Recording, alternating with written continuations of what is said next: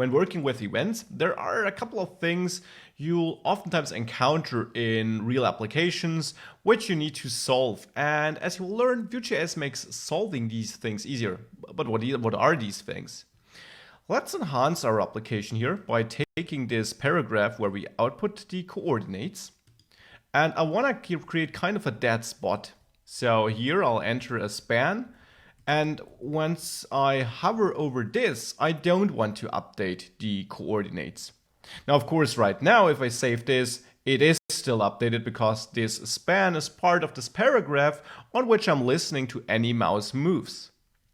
I can now set up my own event here, and I will call it mouse move as well. And here I simply want to execute nothing. Well, one solution would be to still execute a function here. So I'll name it dummy and add it down here in the methods object. Dummy, of course, would be a function.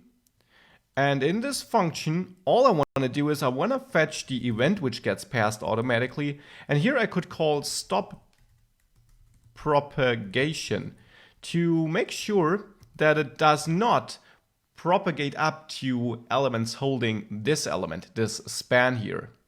If I now hit Control, you'll see that once I hover over the dead spot, the coordinates no longer get, well, updated, because now we're stopping the propagation, which means only handle the element here in this handler.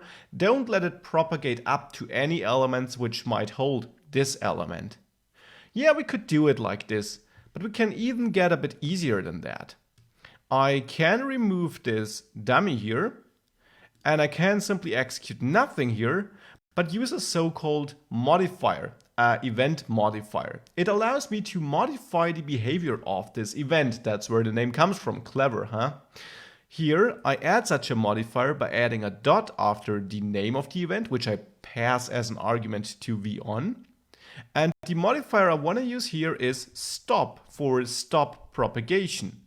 If I now hit Control Enter, we see the same behavior as before, even though I don't even execute a function here, because VueJS now does this for me. It kind of has this intermediate function, which is between my function, no function in this case, and this time when the event is emitted or when we get the event. It then runs this little function which simply does one thing. It stops the propagation of the event.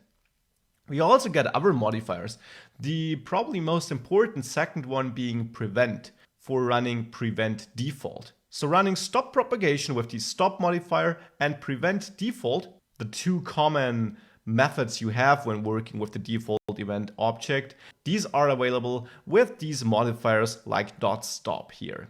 You can also chain them, just as a side note, by adding .prevent here as well, which won't do anything here, but you could add them or chain them just like that.